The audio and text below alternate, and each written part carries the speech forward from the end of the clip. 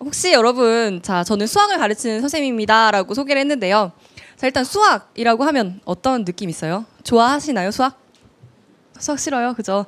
저도 사실은 대학교 때부터 아마 그랬던 것 같아요. 중학교 때보다는 이제 뭐 중고등학교 때 지나서 대학교 때는 전공이 이제 수학교육과가 되다 보니까 대학에 가서 뭐 사람들을 이렇게 만나게 되면 전공이 뭐예요? 이런 질문 많이 이제 받잖아요. 그랬을 때 수학 교육과예요 라고 이야기하면 똑같은 반응을 했어요. 지금과 똑같이.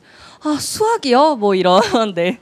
그런 이야기를 하고 또 선생님이 된 이후에 선생님입니다 라고 이야기하면 선생님이 가지고 있는 그 좋은 이미지가 있잖아요. 그죠? 혹시 선생님을 꿈꾸시는 분들 선생님 이런 뭔가 좀 다나 조신 약간 이런 이미지 있잖아요. 그러다가 과목이 뭐세요? 그래서 수학이요 이러면 똑같이 아, 수학이요? 네, 이런 반응을 하더라고요. 그냥 수학을 가르친다라고 하면 왜 굳이 직장까지 가서 수학 공부를 하세요? 라는 질문도 정말 많이 들었어요, 사실. 여러분들 그런 생각 하잖아요. 고등학교 졸업과 동시에 수학책 버릴 거야. 그죠? 태워버릴 거야. 뭐 이런 이야기들도 많이 하죠. 그 수학이 가지고 있는 이미지라는 게 있는 것 같아요. 제가 선생님이 돼서도요. 선생님 참 수학 선생님 같지 않아요. 뭐 영어 선생님 같아요. 그러면 그 입꼬리가 올라가요. 기분이 좋아져요. 영어 선생님 같아요. 이러면 뭔가 세련된 느낌의 예쁠 것 같고 네, 그렇잖아요. 근데 만약에 여기 학생 수학 공부 참 잘하게 생겼어요. 라고 제가 그러면 이건 기분 나쁘죠? 네. 기분 나쁘죠? 수학 참 잘할 얼굴이에요. 그러면 싫죠. 이거는 여러분 아니잖아요. 그죠? 저도 잘 알고 있습니다. 그 수학이라는 것이 주는 이미지가 있는데요. 제가 그래서 오늘 소개할 내용이 우리는 왜 수학을 해야 할까? 여러분 이런 생각 많이 하셨죠? 왜 수학해야 될까? 정확히 말하면 우리는 왜 수학을 해야 할까라는 뭔가 희망에 찬 궁금증 가득한 질문이 아니라 어때요? 아, 수학 왜 해야 해요? 아, 그쵸? 이렇게 많이 물어보셨을 겁니다. 그래서 거기에 대답을 조금이나마 해드리자 하고 네, 이 주제로 한번 잡아봤습니다. 자, 시작을 하기 앞서서요. 재밌는 수학과 관련된 장난 글귀 같은 걸 하나 보여드리도록 할게요. 뭐라고 되어 있어요, 여러분? 네, no study fail, 그죠? 네, 그런 거 있죠. 수학 선생님들 영어 못할 것 같다는. 괜찮습니다. 이 정도 읽을 수 있어요, 여러분. 네. no study fail이라고 되어 있습니다. 공부하지 않으면 망한다, 그죠? 그러면 study는 no fail, 공부하면 안 망한다는 거예요. 맞아요? 그죠? 자, 그러면 이제 수학이니까 한번 더 해봅시다. 그죠? 좌변이 이렇게 되겠죠. 네, 좌변이 이렇게 되겠죠. no study, 더하기 study. 그죠? 뭐 익숙하죠? 이 정도는 할 수 있잖아요. 그죠? 우변은 어때요? fail은 no fail. 여기까지 fail 더하기 no fail. 그죠? 그러면 이제 수학을 하시는 분들 뭐 하고 싶어요? 묶고 싶죠. 그죠? 네. 묶어내고 싶어요. 묶어내고 싶어요. 뭘로 묶어요? 왼쪽 건. 스터디로 묶어요. 오른쪽 거는. 그죠? 여러분 다 이미 알고 있는 거예요. 묶어내요. 그럼 어때요? 자, 이제 이거 떴어요. no 플러스 원 스터디, no 플러스 원 페일 떴습니다. 이제 뭐 하고 싶어요? 약분하고 싶어요. 그죠? 여러분들도 이미 수학의 노예입니다. 네. 약분하고 싶어요. 약분할게요. 결과 뭐예요? study and fail. 어떻대요? 공부하면 망한다. 공부해도 망한다. 이건 뭐 부질없다. 이런 뜻일까요? 그죠? 네. 자, 그러면요. 정말 이런지에 대해서 한번 생각을 해봅시다.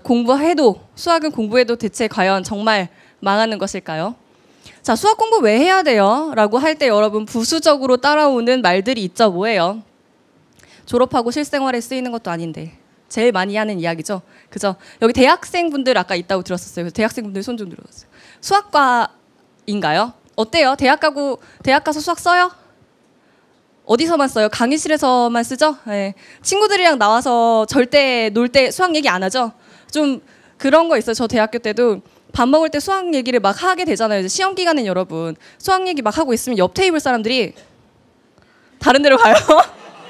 분명히 있어요. 그런 거. 그죠? 자, 그러면 선생님 이거 도대체 배워서 어디다 써요? 이 말 제일 많이 하죠. 여러분 수업할 때. 이거 왜 써요? 어디다 써요 대체? 그죠? 대학생이 우리 오빠 근해 공식 모른다는데 정말이에요, 여러분. 아까 수학 졸업과 동시에 그만한다 그랬잖아요. 그죠? 딱 대학 가면 그 후로는 안 해요. 안 하다 보니까 까먹는 것도 맞아요. 그러면 아무 문제 없어요. 일상에 아무 문제가 없습니다. 그죠? 마지막이죠. 이게 가장 하이라이트죠. 계산기만 두드릴 줄 알면 되지. 사실 솔직히 우리 구구단도 외울 필요 없어요. 2 곱하기 2 딱 누르면 떠요. 그죠? 대체 이 수학 공부 왜 해야 할까요? 정말 이렇게 필요 없을까요? 제가 이거에 맞아, 여러분 필요 없어요 하면 내려가면 되는 거죠, 그죠? 당연히 그렇게 결과를 내진 않겠죠, 그죠? 네, 자, 수학 공부 왜 해야 해요 하는 이야기를 들어가면서요, 수학과 관련된 일상에서 분명히 수학이 쓰이고 있다는 이야기를 좀 해드릴게요. 어때요? 일상에 수학이 쓰이고 있다는 사실은 믿어본 적이 없죠?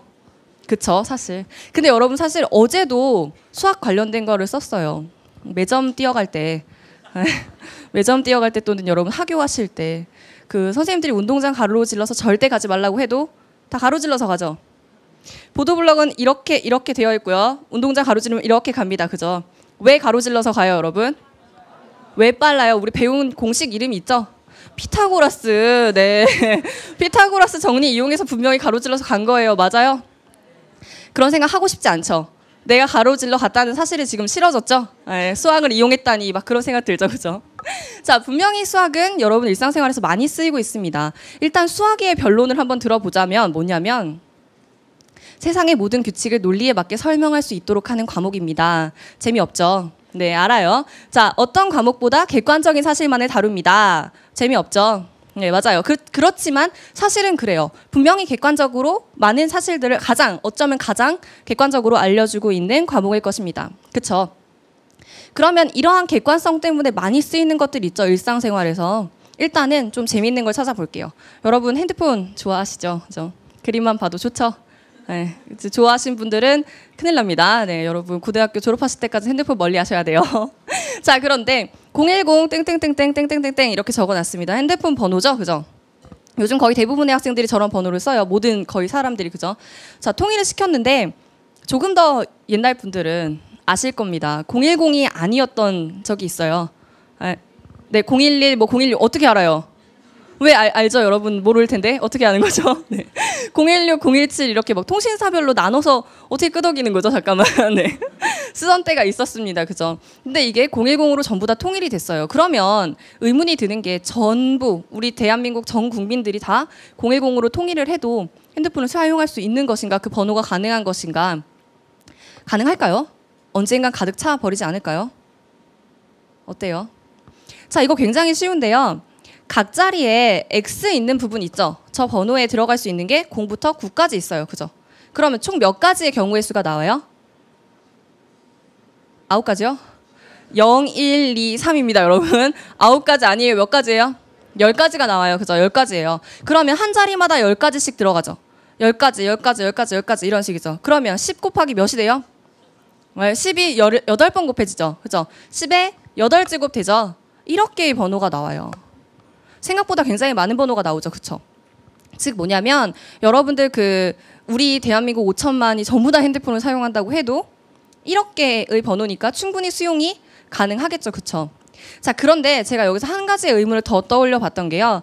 요즘 스팸 문자가 저한테 되게 많이 오더라고요. 그래서 스팸 문자를 좀 받고 싶지 않아서 핸드폰 번호를 바꿔야 되겠다 이렇게 생각을 했었어요.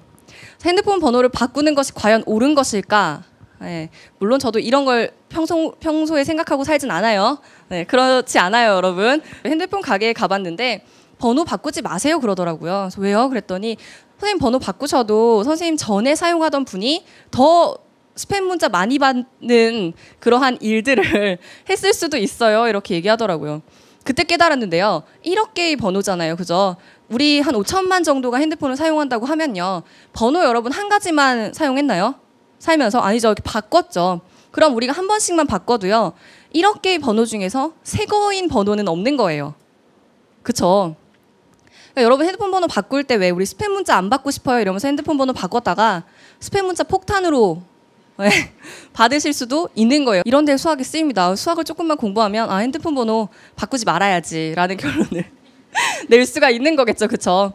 별거 아니지만 분명히 수학이 쓰이는 건 맞아요. 자, 그러면 수학이 쓰인 다른 내용을 한번 해볼게요. 뭐냐면 수학은 일단 우리 일상을 좀 복잡하게 만들고 있는 것 같죠. 좋아요. 뭐 핸드폰 번호에도 수학이 쓰인다고 생각한다면 어떤 말을 하고 싶냐면 저거 생각 안 하고 싶잖아요. 우리 그냥 핸드폰 번호 바꾸고 스팸 문자 받고 말죠. 그죠? 수학이 여러분 그렇게 복잡하게만 만드는 과목이 아니라요. 수학이 오히려 여러분들의 일상을 단순화시켜주는 그런 좋은 일을 하기도 한답니다. 자, 뭐냐면요. 이거 들어보신 적 있어요? 퀘니스베르크 다리 건너기 문제? 오일러와 관련된 이야기를 읽으신 분들은 좀 보일 거예요. 또는 뭐 한복 그리기 이런 말로 좀 본 적 있을 텐데요. 이런 그림 보신 적 있어요? 네, 하시는 분들이 있네요. 네, 하시는 분들이 있어요. 지역이 4개가 있고요. 다리가 7개가 있습니다. 그죠? 저 질문이 뭐냐면요. 한 다리를 2번 이상 건너지 않아요. 한 다리를 2번 이상 건너지 않지만 7개의 다리를 모두 건너는 방법이 있을까? 라는 질문을 했다라고 해요. 자, 저거 풀어보려고 하면 어떻게 해야 돼요, 여러분? 뭘 어떻게 해요? 무조건 해봐야죠, 그죠? 이 다리 저거 안 되네 저거 이렇게 할 거잖아요, 그죠? 자, 이거 언제 다 하고 있겠어요? 그래서 수학을 조금 적용을 해보면요, 이렇게 됩니다. 자, 보세요. 단순화를 시킬 거예요. 조금 더 단순화. 지금 저 그림보다 조금 더 단순화를 시키는 거죠. 그러면 이렇게 돼요. 지금 다리가 있고요. 지역을 조금 더 단순화시키고 나머지 그림들은 뺐습니다. 그죠? 뭐 빌딩 이런 거 다 빼내고요. 그죠? 자, 그러면 이 상태에서 해도 어떻게 풀 거예요? 하면 똑같죠? 이거 이렇게 할 거잖아요. 그죠? 네. 조금 더 수학으로 단순화를 시킬 수가 있습니다. 자, 어떻게요? 잘 보세요. 이렇게 바꿀 수가 있어요. 자, 왼쪽 그림과 오른쪽 그림이 서로 같다라는 느낌 오세요? 엄청난 거예요. 사실은 우린 이미 알고 있으니까, 본 적이 있으니까 저렇게 바꿔도 되겠구나라는 생각이 드는데요. 막상 여러분 보고 자, 저렇게 바꿔봐라고 한다면 엄청나게 힘든 거 맞죠? 그쵸? 지역들을 전부 다 점으로 바꾸고요. 다리들은 다 그냥 연결 상태에만 집중한 거예요. 그죠? A지역, B지역, C지역, D지역이 어떻게 연결되어 있는지 연결 상태와 그 지역은 점으로 바꾸는 것. 이거 그래프 이론이라고 해서 3학년들은 현재 있어요. 그죠? 교육과정 내에 시험 보시는 분들, 현재 고3들은 그래프 이론이라고 해서 나오죠. 2학년, 1학년들은 안 나와요. 교육과정에서 빠졌습니다. 근데 어쨌든 그 내용에 들어가집니다. 점과 선으로 연결하는 형태를 바꿔놓은 거죠. 이 상태에서 여러분 보고 어떻게 지나갈 수 있는지 불가능한지를 보라고 하면 한복 그리기 가지고 가능해요. 한복 그리기라는 그 개념을 가지고 거기까지는 하지 않을게요. 제가 그것까지 설명하면 여기서 이제 반 이상의 분들이 주무실 거예요. 그죠? 수학이니까 하고 그냥 수학임으로 멈추는 그런 사고를 멈출까 봐. 자, 그런데요. 이게 우리 일상생활에서도 쓰였어요. 많이 보는 그림이죠? 지하철 노선도 그죠? 사실은 아까 그림처럼 보다도 더 전에 그림 있었죠? 그 그림처럼 복잡하게 나와 있습니다.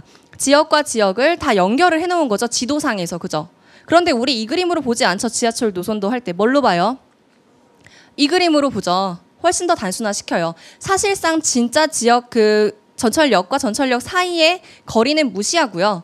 그냥 연결 상태에만 집중을 한 거예요. 그죠?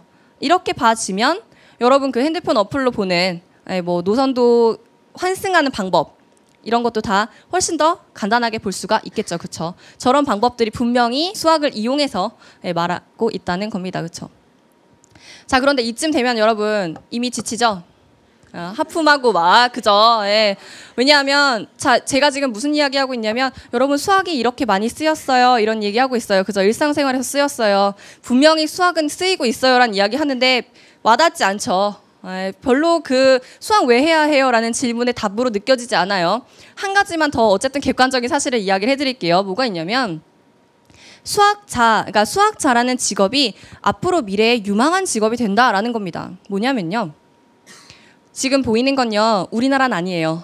1위가 우리나라가 수학자면 큰일 나겠죠? 아니에요.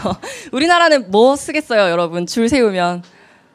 성형외과 의사, 의사, 그죠? 그 다음에는 피부과 의사, 뭐 이렇게 가겠죠. 네, 그런 느낌이 들 거예요. 자, 그런데 미국에서는요, 한 200개 정도의 직업을 가지고 전망, 소득, 그리고 일하는 그 근무 환경, 여러 가지 또 그 일하시는 분들이 받는 스트레스까지를 고려해서 직업의 순위를 이렇게 쭉 적었대요. 미래의 전망이 있는 직업들. 1위가 수학자고요. 놀랍게도 우리 수학자 그러면 되게 내가 오일러 같이 방에 앉아서 수학만 풀고 이럴 것 같은데 어때요? 그 중간 소득, 중위권의 소득 또한 지금 이게 달러 기준이니까 아마 1억이 넘는 돈을 받는다는 거예요. 중위권 소득이. 그죠? 엄청나죠? 거기에 보시면요. 3위, 4위까지도 다 수학과 연계가 되어 있습니다. 그쵸? 놀랍죠? 아직 우리나라에는 크게 관련이 없는 내용이 맞습니다. 그러나 어쨌든 미국이 지금 현재 그렇게 되고 있다는 이야기입니다. 분명히 수학이 그러면 앞으로 굉장히 뜨는 과목이 되겠죠. 맞아요? 그죠? 자, 그런데 솔직히 정말 궁금한가요? 네, 지금 어때요? 웃음이 나기 시작하죠. 그죠? 자, 수학은 이렇게 일상생활에도 많이 쓰이고요. 그리고 수학은 앞으로 미래의 전망도 밝은 학문입니다. 라는 이야기를 했는데요. 제가 지금 이런 이야기를 했을 때, 아, 일상생활에서 이렇게 수학이 많이 쓰이는구나. 그러니까 나도 일상생활 살면서 매점 뛰어갈 때 수학에 대한 공식을 떠올려야지 하는 친구가 그랬다고 하면 싫죠. 그죠? 그 친구랑 친구 안 할 것 같죠. 네. 또 지금 제가 수학자가 이렇게 미래에 훌륭한 전망이 있어요 라고 했을 때 여기 안에 학생들 중에 그러니까 나 이제 수학자가 되어야지 있어요? 잘 없죠. 수학을 전공하시는 대학생들도 어때요? 수학자를 꿈꾸진 않죠? 네, 그렇죠. 자, 그래서 여기서 여러분에게 대답을 드리고 싶은 게 있습니다. 여러분이 수학을 왜 공부해야 하는지를 질문하는 게 정말 대답을 얻고 싶어서 물어보는 건가요? 아니죠. 여러분 수학 왜 해야 해요? 라는 질문은요. 땡깡입니다. 땡깡. 좀 맞는 얘기 같아요. 네, 그쵸. 여러분 수학 왜 해야 돼요?를 질문하실 때는요. 절대로 이렇게 질문하지 않아요. 그쵸. 절대로 이렇게 질문하지 않아요. 우리가 수학 왜 해야 하는지에 대한 질문이 떠오르는 때는 딱 한 가지예요. 공부하기 싫을 때. 맞죠? 그리고 문제 풀 때 그 말 제일 많이 해요. 아, 선생님 이거 왜 궁금해해요? 그렇지 않아요? 왜? 아니 무슨 부피에다가 얘에서 구멍을 뚫어서 물을 빼고 있는데 그 물의 속도를 내가 왜 구해야 하죠? 네, 그런 질문하죠. 굉장히 오래전으로 거슬러 올라가면요. 여러분 초등학교 때 철수가 잘못했던 게 굉장히 많아요. 네, 공감하시죠?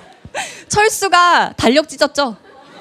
네, 여기 혹시 철수 없죠? 제가 지금부터 철수에 대해서 좀 비난을 할 건데 없죠? 네, 철수란 이름을 가지신 분들은 오해하지 마시고 철수가 달력을 찢었어요. 그랬는데 다음 해의 내 생일이 무슨 요일인지가 왜 궁금했을까요? 네, 그죠? 맞아요. 또 그런 거 있었죠. 철수가 더하라고 했는데 잘못해서 곱했어요. 그런데 왜 그 질문의 대답을 내가 구해야 하죠? 네, 그런 이야기 했죠. 여러분 철수가 비커를 쏟았어요. 그래서 소금물의 농도가 바뀌었대요. 근데 그 농도 왜 구하죠? 짜면 똑같죠? 소금물, 그쵸? 짜면 똑같죠? 소금이네 그럼 끝이잖아요, 여러분. 그쵸? 네. 그럴 때마다 여러분이 느끼죠? 수학 왜 해요? 이게 바로 여러분의 질문이었습니다. 절대로 왜의 이유에 제가 답변을 원하는 게 아니라 하기 싫은데 왜 해야 해요? 하기 싫으니까 하는 말이죠. 그러면 지금 제가 여러분에게 답변을 드려야 되는 건 수학 공부가 하고 싶어지도록 바꿔드려야 될 것 같아요. 그쵸? 그거 외에는 아마 수학 공부 왜 해야 돼요에 대한 답변이 안 될 것 같아요. 그쵸? 자, 일단은요. 제가 말씀을 드리고 싶은 건 학생들이 수학과 왜 멀어지게 됐는지입니다. 좀 여러분들의 변론을 해드리자면 내가 수학을 그냥 공부하기 싫어서 안 했어요. 그래서 수학과 멀어졌어요. 라고 하면 학생의 책임이 되잖아요. 그쵸? 다 여러분에게 책임을 떠넘기는 거죠. 여러분이 공부 안 했으니까 수학 못하는 거야 라고 한다면. 그죠? 그러니까 여러분의 입장에서 좀 변론을 해드리자면 이런 것 같아요. 여러분 초등학교 때는 수학을 그렇게 싫어하지 않았죠? 아니요, 처음부터 싫었어요? 초등학교 때는 괜찮았죠, 그렇죠? 근데 초등학교 때 괜찮았어요. 또는 유치원 때는 수학이 뭐였냐면요, 점 이렇게 주고요, 그 점과 그 점을 선으로 그어봐. 이게 분명히 수학의 시작이었어요. 분명히 우리가 수학을 좋아하던 때도 있었습니다, 그렇죠? 그런데요, 초등학교 때의 수학은 왜 잘할 수 있었냐면요, 단순해요. 단순히 연습을 하면 가능했었어요, 그죠? 계산 연습하면 가능하고요. 그래서 그때는 엄마한테 혼나지 않으려고 수학 공부 열심히 해요. 문제를 이렇게 막 푸는 거예요. 푼다기보다는 사실 계산을 하는 거죠. 그죠? 그리고 나면 답이 나와요. 답이 나오다 보니까 수학이 재밌어요. 일단 좀 재밌으려면 여러분 좀 잘한다는 느낌이 들어야 재밌잖아요. 그쵸? 네, 아마 그럴 거예요. 그래서 초등학교 땐 괜찮았어요. 자, 중학교에 올라갔습니다. 중학교 때는 어땠어요, 수학? 어땠어요? 싫어요? 중학생들 여기 있으시죠? 싫어요? 싫어요? 자, 중학교 1학년 때부터 수학을 싫어하지 않아요? 중학교 1학년 때 뭐 집합 이런 거 배우잖아요. 그죠? 그땐 할만했었어요. 분명히. 그죠? 제가 엄청 공감했던 광고가 하나 있었는데요. 봄에도 집합, 여름에도 집합 이렇게 노래와 함께 나오는 광고가 있었어요. 공부를 딱 시작하면 처음만 하잖아요. 그죠? 중학교 때는요. 1학기에는 보통 계산과 관련된, 연산과 관련된 쪽이 나와요. 그러다가 2학기로 지나가면 뭐가 나오냐면요. 도형이 나와요. 네, 연산이 싫어요? 도형이 싫어요? 도형이 싫죠. 그쵸. 도형은 나에게 너무 많은 생각을 강요하거든요. 예, 도형이 싫어요. 그러다 보니까 중학교 때요. 수학이랑 약간 밀당을 하게 됩니다. 내가 못하는 것 같진 않은데요. 성적이 좀 안 나오는 것 같기는 해요. 그치만 하면 또 할 수 있을 것 같아요. 그죠? 중학교 때까지 분명히 그랬어요. 하면 할 수 있을 것 같은데 내가 아직은 엑소가 좋아. 그래서 조금 놀아도 금방 따라잡을 수 있을 거야. 예, 중학교 때 그런 생각으로 여러분 이렇게 수학을 놨다가 좀 했다가 조금 하면 성적이 또 올랐다가 그죠? 중학교 때까지는 전부 포기하진 않아요. 그러다 이제 중3 때 여러분 굉장히 많은 내용을 배우거든요. 정말 싫어하는 그 삼각비 있죠? 사인 코사인. 중학교 때 배웠어요. 놀랍죠? 중학교 때 나 그런 거 배운 적이 없는데 그쵸? 고등학교 때 와서 보니까 중학교 때 너무 많은 내용을 이미 배우고 왔던 거죠. 저는 놀고 있었는데, 그죠? 나는 분명히 공부를 조금 하다 안 하다 했는데 이미 너무 많이 멀어져 왔어요, 그죠? 그래서 고등학교 때 왔더니요. 고등학교 오면 보통 다들 이제 다시 마음을 다 잡죠. 고1 딱 시작할 땐 그죠? 책도 막 사고 수업도 딱 열심히 듣겠다고 막 생각하고 그죠? 딱 앉아요. 수업을 딱 들으려고 하는데 모르겠어. 이미 막 모르겠네요, 내용을. 그래서 선생님한테 질문을 했어요. 선생님 이거 잘 모르겠는데 그랬더니 선생님이 이렇게 대답하세요. 이거 중학교 때 배웠어. 그쵸? 이거 중학교 때 배웠어. 중학교 내용 복습해. 그죠? 선생님들의 변론을 조금 해드리자면요. 중학교 내용까지 전부 다 할 수가 없잖아요. 아무래도 그쵸? 지금 나가야 될 내용이 많다 보니까 고1 내용도 고2 내용도 많다 보니까 복습할 시간이 없어요. 그래서 여러분들에게 복습을 맡기는데 복습하려고 책을 사나요? 중학교 내용? 그건 너무 많아요. 그죠? 그러니까 복습도 못해요. 그럼 현재 배우는 내용은? 공부 못하죠. 중학교 내용을 모르니까. 그렇게 1학년이 가요. 그럼 2학년 때면 어때요? 중학교 내용 모르고 고1 내용 몰라요. 고2 내용을 어떻게 알죠? 큰일 났네요. 스트레스만 계속 받으면서 못해요. 그렇게 고3 되신 분들이 꽤 있어요. 슬프지만 꽤 있어요. 분명히요. 스트레스는 받고 있어요. 수학에 대한 압박을 느끼지 못하는 건 아니에요. 이 안에 저는 수학을 못하지만 수학으로부터 마음도 자유로워요 하는 분들 있나요? 스트레스조차 받지 않아요. 그냥 못하면 못하는 거죠. 그렇지 않아요. 절대 그죠. 수학을 못하긴 하지만 수학을 놓고 싶은 마음은 없어요. 그런데 그런 사람들을 뭐라고 불러요? 우리를 뭐라고 불러요? 수포자라고 불러요. 그죠? 그리고 스스로도 변론을 하죠. 저는 수학 포기했어요. 마음 한켠에는요. 수학을 잘하고 싶어요. 잘하고 싶은데 왜 너 이렇게 못해라는 이야기를 들을까봐 저 수포예요. 선생님 저 수포니까 괜찮아요. 뭐 이렇게 이야기를 하게 되는 거죠. 수포란 수학을 포기한 자. 네, 그죠?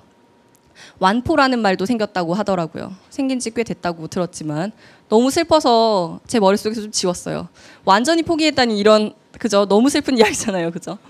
자, 수포자라는 말을 많이 듣는데요. 그리고 이렇게 좌절하는 친구들도 정말 많이 보는데요.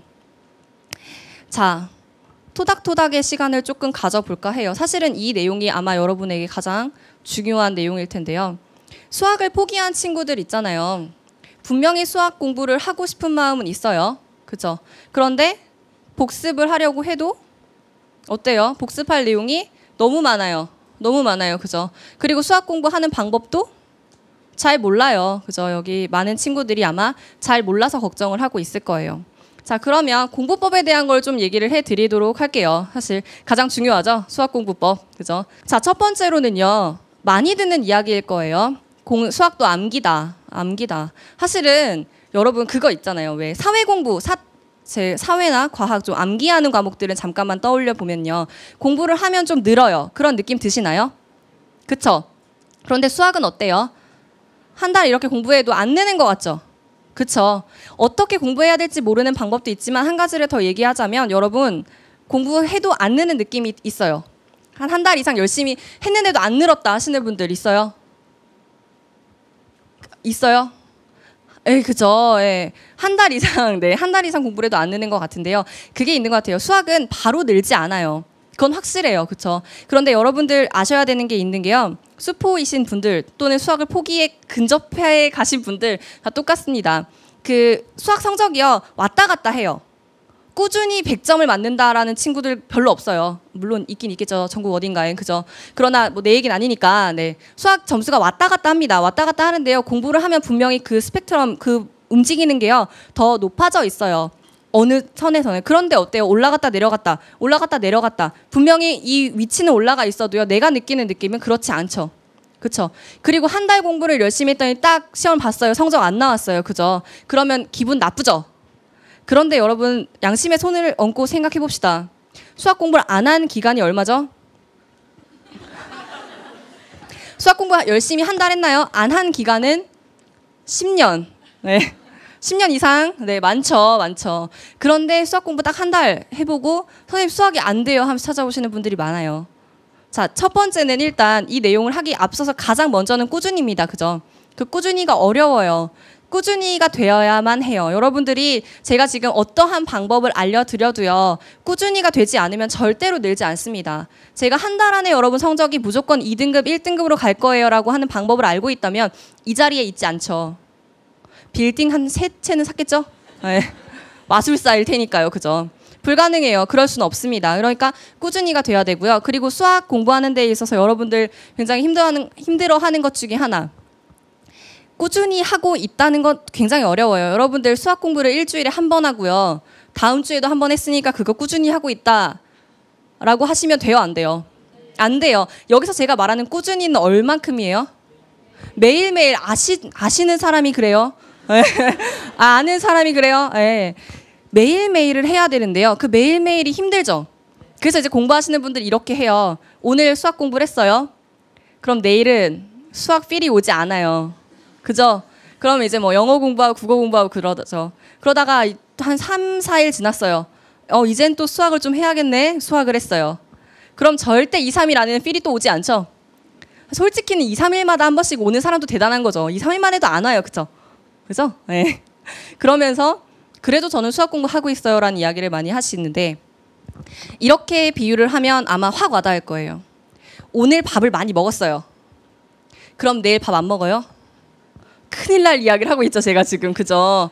고등학생들에게 있어서 밥은 뭐랄까, 생활의 활력 정도가 아니죠. 모든 것? 네, 그쵸. 오늘 밥을 많이 먹었는데 이틀 밥을 안 먹어요. 그리고 제가 한 3일째 되는 날 뷔페에 데리고 갔어요. 정말 많이 먹을 수 있을 것 같지만 못 먹어요, 사실은. 먹을 수 있을 것 같죠? 네, 솔직히 먹을 수 있을 것 같아요. 알아요, 그거는. 네, 학생들한테 이런 얘기 했을 때 아니라고. 3일 굶었으면 뷔페 다 폭파시킬 만큼 먹을 수 있어요. 이렇게 많이 하던데. 알고 있는데, 근데 실제로 여러분 3일 굶어보지 않았잖아요. 그죠? 굶어보고 먹으러 가면 못 먹어요. 이게 똑같아요. 공부하는 것도 똑같은데 수학이 특히나 더 그런 것도 있는 것 같아요. 암기 과목이 사실은 아니다 보니까 오늘 공부하고 2, 3일 쉬고 그 후에 다시 공부하면 안 돼요. 이 감을 잃어버려요. 그리고 수학 공부를 시작하시다가 성적이 조금 오르죠. 성적이 좀 오르면 또 안 해요. 자신감에 차서.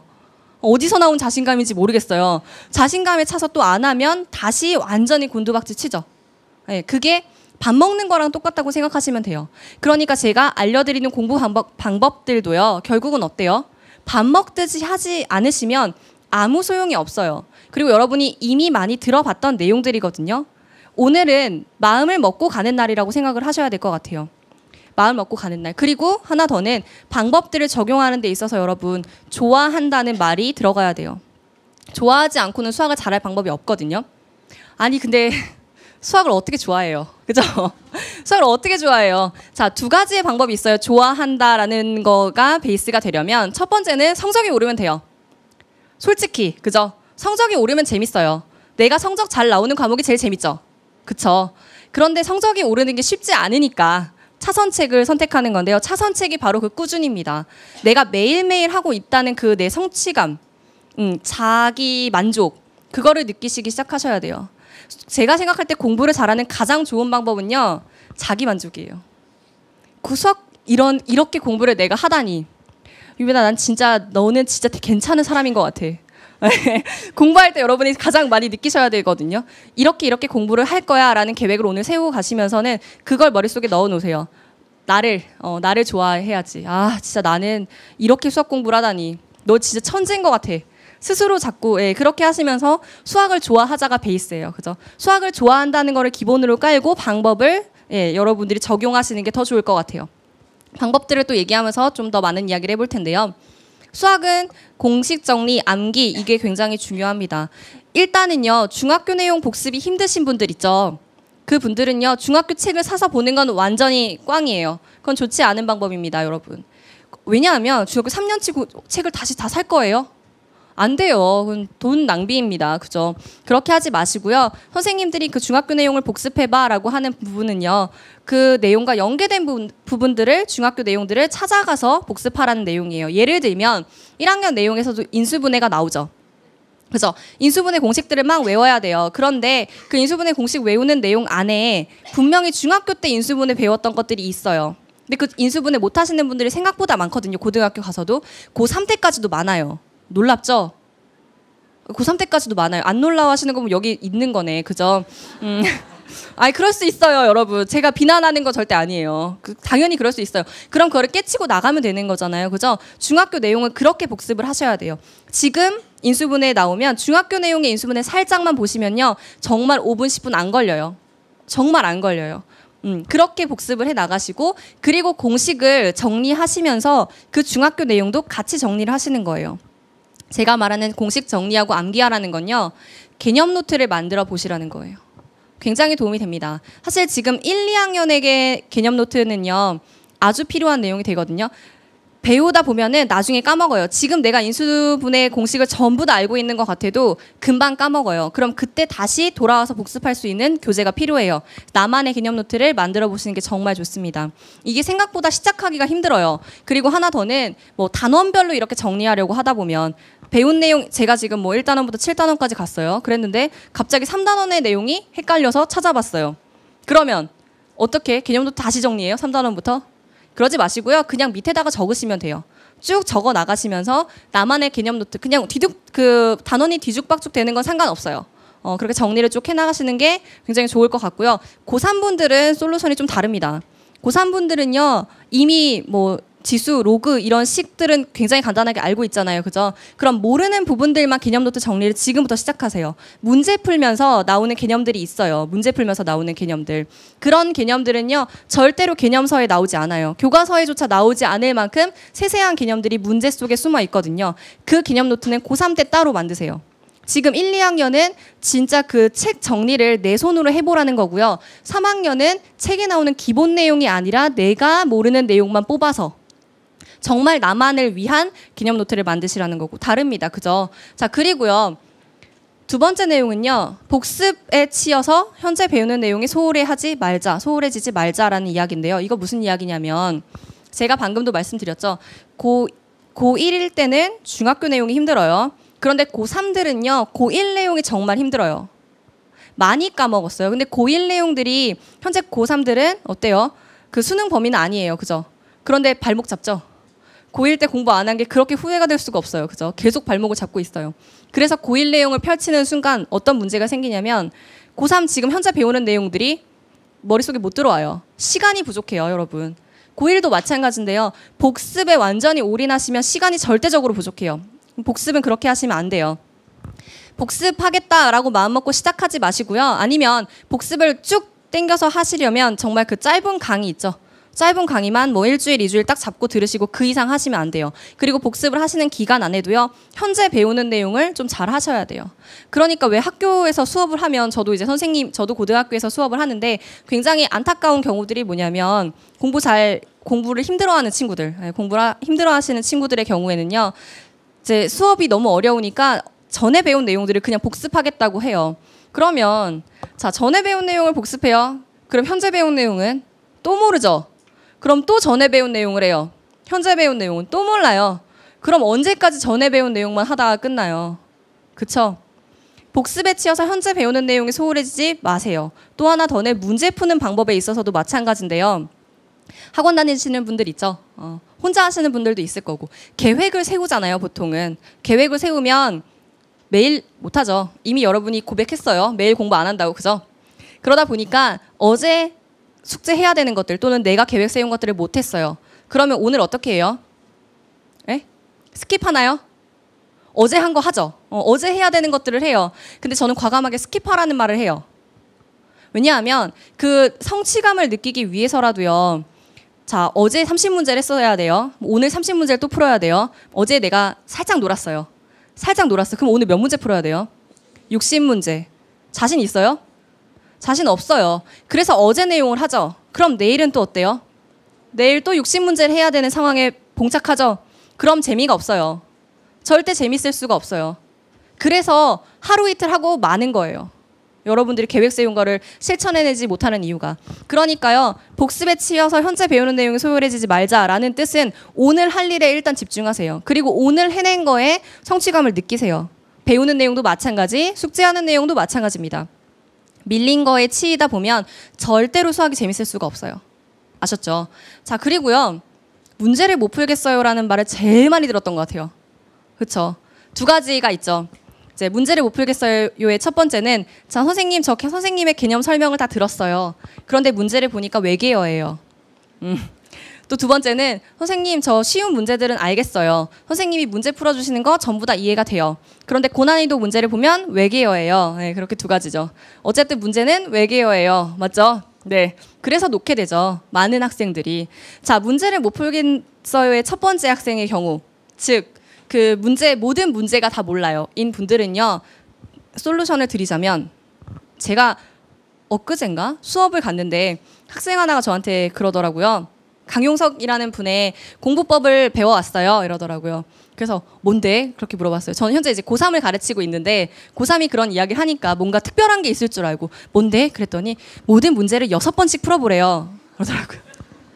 자, 어때요? 왜 웃었어요?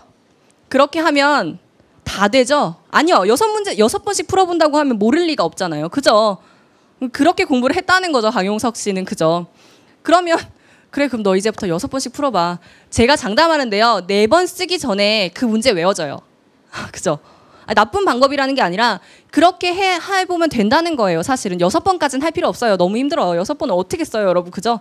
말만 들어도 한 문제 6번씩 써야 되는데 문제를 못 풀겠는 친구들은요. 하나의 문제지를 가지고 그 문제도 못 풀겠는 친구들이 욕심을 부려요. 공부를 이제 오늘 가서 시작할 거야 이러면 문제지 막 이만큼씩 사고요. 계획 막 이만큼씩 세워요. 그죠? 그러지 마시고 한 권의 문제지를 완벽하게 끝낸다고 생각을 하세요. 그리고 정말 쉬운 문제들을 3번씩 풀어보세요. 3번씩. 많이 말고요. 3번씩만 풀어보세요. 처음 강의 들으면서 문제 선생님이 설명해 주시죠. 그러면 그걸 보고요. 그 강의 들은 건 덮어놓고 내가 풀어보세요. 그래도 못 풀리죠? 안 풀리죠? 그러면 풀이를 또 읽어보세요. 그리고 또 풀어보세요. 괜찮아요. 그렇게 3번을 풀어보시면 다 이해가 돼요. 그런데 제가 하는 이야기 중에 그런 친구들이 있더라고요. 선생님 3번 풀기 전에 답이 기억나는데 그걸 어떻게 풀어요? 라고 하던데 답이 3인 거를 안다고 내가 이 문제를 아는 거예요? 그게 되게 아이러니한 대답이죠. 그죠? 답을 구하라는 이야기가 아니라 그 풀이를 해보라는 뜻입니다. 답이 3인 거를 외우라는 이야기는 아니고요. 아시겠죠? 그래서 문제를 정말 못 다루시는 분들은 그걸 꼭 해보세요. 그리고 두 번째로 아까 유형을 드렸던 고난이도 문제를 못 푸시는 분들 3학년에도 특히 많으실 텐데요. 사실은 정말 슬픈 이야기지만 이것도 문제를 제일 많이 풀어보는 게 가장 정답이긴 해요. 정말 많은 문제를 풀어보셔야 돼요. 저도 고3 때 그 고민을 굉장히 많이 했거든요. 그 수학 성적이요. 지금 생각해보니까 그때는 정말 공부를 해도 안 오르는 줄 알았어요. 정말 그랬거든요. 그러니까 제가 이제 잠시 여담을 하자면 저도 여기 수학 선생님을 혹시 꿈꾸는 친구들이 있을 수도 있는데 있나요? 수학을 너무 잘하는 사람들은 오히려 제가 생각할 때 수학 선생님이 되기 힘든 것 같아요. 왜냐하면 수학을 너무 잘하면 이런 생각이 들어요. 이거 왜 몰라? 그렇게 대답하는 친구들 있죠? 소름 돋는 친구들 있죠? 내가 이걸 물어봤는데 답이 이거잖아. 이렇게 얘기하는 친구들 있죠. 저는 그 타입은 정말 아니었어요. 저는 사실 고등학교 때는 제가 만약에 선생님 된다면 국어 선생님이 될 줄 알았거든요. 정말이에요. 국어 선생님 될 줄 알았어요. 저는 국어를 좋아했지 수학은 너무 싫더라고요. 너무 힘들었어요. 너무나 어렵고 힘들고. 그래서 고민을 정말 많이 했었거든요. 어떻게 하면 수학을 좋아하게 될지, 잘하게 될지. 그때 제일 많이 해봤던 게 문제의 양을 정말 많이 풀어보자를 했었어요. 근데 확실한 건요. 이제 여러분 여기저기 이제 수학 공부에 대한 공부법을 들으시면 이런 거 많이 들어요. 문제 많이 푼다고 능사가 아니다. 그죠? 문제 많이 풀지 마. 뭐 이렇게 얘기하는데요. 저는 약간 반대인 게 문제 많이 푸는 게 능사가 아닌 것은 맞아요. 그건 누구를 위한 이야기냐면요. 1, 2등급을 가는 학생들을 위한 이야기예요. 100점을 맞기 위해서는 문제만 많이 풀어서 되지 않아요. 그런데 이미 96점을 받고 있는 친구들인가요, 여러분? 그렇지 않다면 문제 많이 풀어보세요. 그게 가장 좋아요. 고난이도 문제 유형을 다루는 방법도 마찬가지거든요. 문제를 많이 다뤄보셔야 돼요. 정말 많이. 문제를 많이. 그런데 이제 문제를 많이 다뤄보라고 하면 이런 질문을 하죠. 모르는 문제가 나왔을 땐 그럼 어떻게 해요? 그럼 이제 또 이렇게 얘기하죠. 답지를 많이 보면 안 돼. 이런 얘기 많이 들으셨죠. 수학은 답지랑 멀어져야 돼. 그렇죠? 그래서 그 문제를 계속 쳐다보고 있어요. 무슨 생각이 들어요? 아무 생각이 안 들어요. 아무 생각이 안 들어요. 그 문제를 쳐다보고 있는 거죠. 여러분 그 문제에 대해서 생각하고 있는 건가요? 점심 메뉴가 오늘 뭐지? 친구가 옆에서 뭐 점심 메뉴 읽으면 야 그거 다 읽어봐봐 뭐 이렇게 하죠. 그죠? 그러죠. 절대 그 문제 하나를 보고 있는 시간을 계속 보라고 한다고 문제 답도 보지 않고 계속 그 문제만 쳐다보고 있으면 내 미래에 대해서 그냥 생각하고 있는 게 되는 거죠. 드라마 내용 생각하는 거고. 절대 아닙니다. 문제를 많이 풀어보는 방법 중에 하나는 분명히 답지 이용이 맞아요. 그러니까 중상위권까지는요. 답지 이용해서 문제 많이 풀어보세요가 솔루션인데요. 그 답지를 이용한다는 거에 맹점이 하나 있는 게 답지를 그냥 읽고 이해하시고 넘어가시는 분들이 있어요. 또는 강의 들으면 다 이해되죠. 그죠? 솔직히 강의 들으면 선생님이 문제 푸는데 모르지 않아요. 애들 제일 많이 하는 거 그거죠. 선생님은 너무 쉽게 푸시는데 제가 풀면 안 풀려요. 왜 그러냐면 선생님이 풀고 인강을 들어도 마찬가지고요. 답지를 봐도 마찬가지인데요. 답지를 읽고 인강에서 풀이를 보는 건 다 이해가 돼요. 그 다음 어떻게 해요? 다시 풀어요 정말? 훌륭한 학생이네. 보통 어떻게 해요? 이해했잖아요. 넘어가야죠. 그죠? 그렇게 하시는 순간 뭐냐면 답지가 공부한 거고요. 제가 공부한 거예요. 그러니까 수학 그 문제를 풀어준 선생님이 공부한 거지 여러분이 공부한 게 아니에요. 놀랍죠. 저는 선생님이 돼서 수학 성적이 훨씬 많이 올랐어요. 그게 어쩔 수 없는 게 제가 문제를 많이 푸니까. 분명히 그게 방법이라는 거죠. 그죠? 어려운 문제를 선생님이 풀어주는 걸 보는 데서 그치면 안 돼요. 풀이를 보기만 하고 끝나면 안 돼요, 여러분. 풀이를 보시는 거 나쁜 거 아닌데요. 답지 읽고 덮고 끝나는 게 문제인 거거든요. 답지를 덮어놓고 여러분이 푸셔야 돼요. 정말 풀어보시는 친구 있다면 정말 발전할 거예요. 근데 잘 없죠. 왜냐하면 내가 많이 풀어야 되니까. 이해했는 문제는 바로 패스, 그죠? 절대 못 풀어요. 답지를 보실 때도요. 답지를 쭉 읽으시는 분들 있어요. 그럼 다 이해되죠? 그게 슬쩍 보면 다 아는 것 같은데요. 다시 답지 보고 너 설명해봐 라고 학생한테 하면 절대 설명 못해요. 그런 거 있어요. 분명히. 자, 그러면요. 답지 보실 때 이거는 제가 고등학교 때 공부했던 방법이에요. 사실은 저만의 되게 비밀이었는데 제가 이제 선생님이 돼서 그 비밀을 다 누설하고 다니고 있어요. 저는 사실 답지를 딱 펼치는 순간 끝까지 볼 수밖에 없더라고요. 궁금하잖아요. 그 다음 풀이들이 쭉. 그래서 제가 가리고 두 줄만 딱 읽었어요. 두 줄만 딱 이렇게 읽었어요. 두 줄만 읽고 그리고 덮어놓고 다시 풀고 또 두 줄 읽고 덮어놓고 다시 풀고 그렇게 하다 보면요. 끝까지 읽어야 될 때도 있어요. 분명히. 그러면 마지막 계산이라도 제가 해요. 답은 내가 내야 돼요. 답은. 끝까지. 여러분 사실 마지막에 x의 값을 구하는 방정식이 나오면 그 다음에 쓱 읽으면 끝나니까 더 이상 안 푸는데요. 그 마지막이라도 내 손으로 하셔야 돼요. 그래야 이해가 되는 게 맞아요. 두 줄씩 끊어서 가시고 그리고 정말 제일 좋은 건 다 그렇게 푸시고 난 다음에 어떻게 해요? 다 풀어놓고 한 번 더 풀어보셔야 돼요. 그럼 완벽하게 내게 돼요. 그걸 하지 않으시면 고난도 문제는 절대로 늘지 않아요.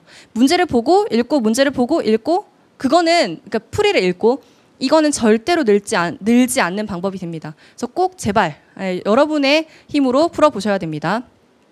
자, 마지막 하나를 더 이야기를 해볼게요. 주인공이 되기 리액션의 고수가 되자. 이거는 무슨 이야기 같아요? 지금 사실 이 강의를 제가 진행하면서 저랑 아이 컨택 되게 많이 했다고 생각하시는 분들 있죠? 있죠? 왜게요? 반응을 잘 하니까. 여러분 수업할 때 말인데요. 그 수업을 할 때 그 교실에서 여러분 그 사각지대에 앉으시죠? 사각지대에 앉아서 절대 큰일 나요. 그 맨 앞자리에 앉으셔가지고 고개 끄덕이세요. 그러면 선생님이 자꾸 이렇게 날 쳐다보는 느낌이 들 거예요. 지금 이제 곧 강의가 끝날 텐데 그때까지 여러분 끄덕여 봐요. 그럼 제가 아마 이렇게 하다가 고개 끄덕이는 친구를 찾아서 이렇게 하잖아요. 제가. 그죠? 저랑 아이 컨택이 되신 분들은 이미 강의를 잘 듣고 있는 거예요. 그죠? 네. 이게요. 어떤 효과가 있냐면 수업을 내 걸로 만들어요. 오, 놀랍죠? 내가 이해를 하면 다른 친구 다 이해 못했는데 내가 이해하고 이러면요. 선생님이 넘어가요. 그런데 다들 이해한 것 같은데 내가 몰라가지고요. 이러잖아요. 그럼 선생님이 뭐라고 하시냐면 다시 풀어보자 이렇게 하세요. 그러면 여러분 그 수업을 여러분이 주도해 나가게 된 거예요. 수업을 주도해 나가게 된 거예요. 어차피 듣는 학교 수업 시간이잖아요. 그리고 내신 굉장히 중요하죠. 내신 필요하죠. 그 내신에도 들어가는 그 내용입니다. 선생님과의 아이 컨택을 자꾸 시도하세요. 아셨죠? 자, 이렇게 짧은 이야기를 해봤는데요. 아까 했던 이야기를 잠깐 볼게요. 아까 여기서 뭐 했어요? 약분해서 스터디는 페일이라고 만들어냈습니다. 제가 이렇게 결론을 내고 끝내진 않겠죠? 자, 여기서 저 약분을 안 하고 싶어요. 약분 안 하려면 어떤 방법이 있죠, 여러분? 넘겨요? 넘겨요? 아니. 자, 가장 기본은요. 약분을 하기 전에요. 만약에 노 플러스 1이 0이면 아, 네. 똑똑하죠? 알아요. 네. 자, 노 플러스 네, 생각 안 했어요. 네, 노 플러스 1이 0이면 약분 불가능해요. 맞아요? 노 플러스 1이 0이면 약분이 이렇게 되는 게 안 되죠. 어떻게 돌아가야 돼요? 안 돼요. 이 상태에서 끝나요. 이 식이 그냥 더 이상 의미 없는 식이 돼버리죠. 그럼 노 플러스 1을 0으로 만들어야 되겠죠? 여러분 수학 싫다고 했어요. 그죠? 노는 네, 마이너스 1. 어제입니다. 여러분 노라고 수학에 대해서 외쳤던 거는 어제까지였습니다. 제발 좋아하셔야지 수학이 늘거든요. 그래서 여러분들의 수학은요. 오늘부터 예스가 되겠습니다. 아셨죠? 네, 잘 마무리됐죠? 네. 네. 자, 여러분, 네, 감사합니다. 네. 수학 선생님으로서 여러분들과 처음 이렇게 자리에서 만나봤었는데요. 사실 더 많은 이야기를 할 수 있는 자리가 있으면 정말 좋겠어요. 정말 많은 이야기도 해주고 싶고 한데 수학 공부 잘하는 방법의 그냥 첫 번째는요. 다른 거 다 잊으셔도 좋으니까요. 좋아하셔야 되고 꾸준히 하셔야 돼요. 좋아해야 꾸준히가 되죠. 그죠? 네, 그 음악 듣는 것처럼 수학을 매일 열심히 하셨으면 좋겠습니다. 그리고 수학이 좋아요라는 이야기를 네, 여러분이 하실 수 있게 됐으면 좋겠습니다. 아셨죠? 네, 만나서 반가웠습니다. 네.